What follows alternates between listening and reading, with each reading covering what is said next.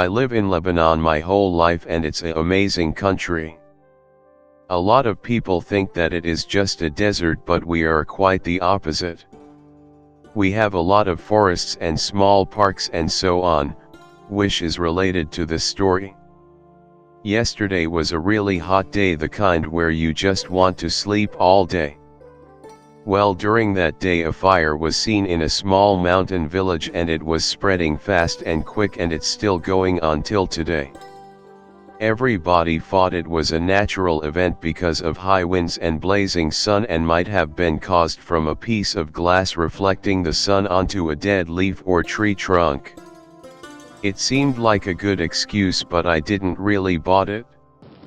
The fire was huge, the biggest Lebanon has ever seen.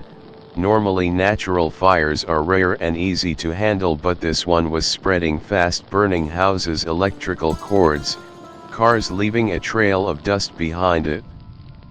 I wasn't the only one thinking that way. People thought it was natural and people thought it was planned. I thought it was planned, and my point was proven today. Many other fires appeared around small villages where the trees aren't that close to each other at all, but still spread a lot.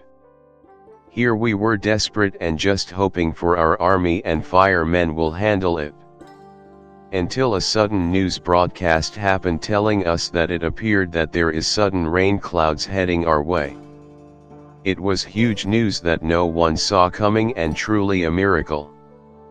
The weather didn't predict rain for a few weeks, and especially for today it was a sudden change no one expected. When clouds formed and there was just high winds, it was clear and proven that a lot of Syrians who we welcomed for years and years, and they took a lot of jobs since they asked for less money, which led to many companies closing, many Lebanese young men without jobs traveling to other countries for a job. We did not make a huge deal of it since some are very handy and friendly. But now a lot of Syrian men were arrested for carrying Molotovs. A Molotov is a bottle containing any flammable liquid, mostly GAD, and is closed off with a small piece of clothing or tissue soaked in flammable liquids. One of the first people arrested was behind my house, where there is a big inaccessible forest. Some locals saw a glowing red dot moving and found it was smoke and directly called the fire station, who was really close by. When the firemen arrived, they found a Syrian trying to burn the forest using leaders' cigarettes, Molotovs.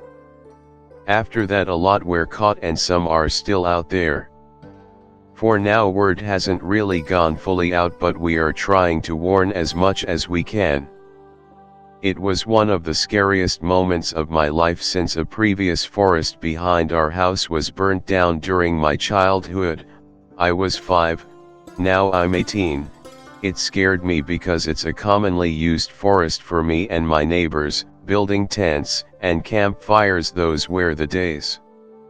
It was burnt for building a compound, and the other forest I mentioned before was behind it, connecting all around both sides of our house.